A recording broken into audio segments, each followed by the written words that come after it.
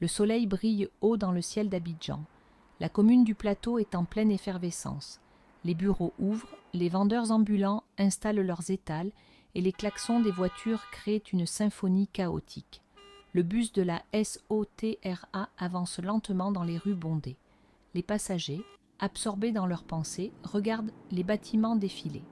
Un jeune garçon joue avec une toupie près de sa mère, tandis qu'un vieil homme regarde sa montre, visiblement pressé. À un carrefour, une voiture verte attire l'attention par sa vitesse excessive. Elle s'approche dangereusement d'un feu rouge. Certains passants froncent les sourcils, d'autres ignorent l'incident. La voiture verte brûle le feu rouge sans ralentir. Le chauffeur du bus aperçoit le danger et tente de freiner, mais c'est trop tard. Les pneus crissent et le bus dérape. Les passagers, pris de panique, hurlent. Certains s'accrochent aux barres, d'autres se penchent pour protéger leurs proches. Le bus heurte un panneau de signalisation avec un bruit métallique assourdissant, puis c'est la chute. Le véhicule bascule lentement avant de plonger dans un ravin profond.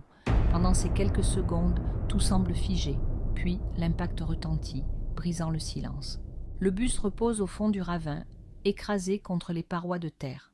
Un nuage de poussière entoure les lieux, rendant l'air presque irrespirable.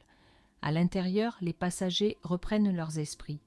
Une femme pleure en appelant son enfant, tandis qu'un homme, blessé à la tête, tente de briser une vitre pour sortir. Des gémissements, des cris et des sons étouffés résonnent. De l'autre côté, un témoin qui a tout vu descend précipitamment. « Mon Dieu, qu'est-ce que c'est » murmure-t-il, les mains tremblantes. Il aperçoit une femme ensanglantée sortir du bus, couverte de poussière comme si elle venait d'un puits. Le témoin commence à aider les passagers qui sortent du bus. Une jeune femme, le visage couvert de sang, murmure faiblement « Aidez-moi ». Il l'attrape délicatement et la pose sur le sol. D'autres témoins arrivent, formant une chaîne humaine pour descendre dans le ravin. Un homme crie « Il faut appeler les pompiers ». Une passante tremblante compose un numéro d'urgence. Les secours improvisés sont maladroits, mais sincères. Chaque survivant extrait semble un miracle. Certains sont en état de choc, d'autres pleurent en silence. Les minutes passent lentement, comme suspendues dans le drame. Des sirènes brisent le silence oppressant.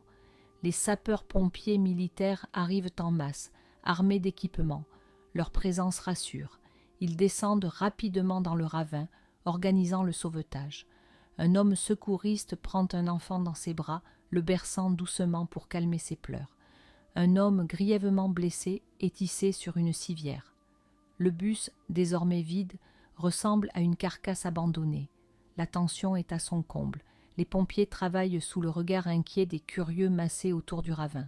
Chaque personne évacuée est applaudie timidement par la foule. Mais l'espoir est teinté de tristesse pour ceux qui ne bougent plus. Les blessés arrivent au CHU de Cocody dans des ambulances, sirènes hurlantes. Dans la salle d'attente, les familles pleurent, espérant des nouvelles de leurs proches. Un médecin sort, le visage grave, annonçant le décès d'une victime. Les cris de douleur envahissent l'air. Dans une autre pièce, un enfant murmure à sa mère « C'est fini ? On rentre bientôt ?» La mère, le visage marqué, serre son fils dans ses bras, incapable de répondre. Le personnel médical fait tout son possible, mais l'urgence est écrasante. Abidjan est sous le choc. Les médias couvrent l'incident en boucle, montrant les images du bus dans le ravin. Les autorités organisent une conférence de presse. Le ministre des Transports appelle au respect du code de la route, tandis que le directeur de la SOTRA promet des mesures de sécurité accrues. Dans les rues, les discussions tournent autour de l'accident. Certains blâment les conducteurs imprudents, d'autres évoquent les infrastructures. Mais dans le cœur des survivants, le traumatisme reste, mêlé à une gratitude d'avoir survécu. Les jours passent, mais l'accident continue de hanter les esprits. Les chiffres sont terrifiants. En août, un bus de la SOTRA avait plongé dans la lagune, tuant 24 personnes. Plus récemment, une collision entre deux minibus avait fait 26 morts et 28 blessés dans l'ouest de la Côte d'Ivoire. Et maintenant ce drame en plein mois de décembre. La question s'impose. Pourquoi autant d'accidents graves à l'approche des fêtes ou pendant ? Est-ce une simple coïncidence ? Certains murmurent des théories mystérieuses, évoquant des influences mystiques qui frapperaient la Côte d'Ivoire en période de fête. D'autres parlent d'un relâchement dans la vigilance sous l'euphorie des fêtes. Et toi, qu'en penses-tu? Merci d'avoir regardé cette vidéo jusqu'au bout.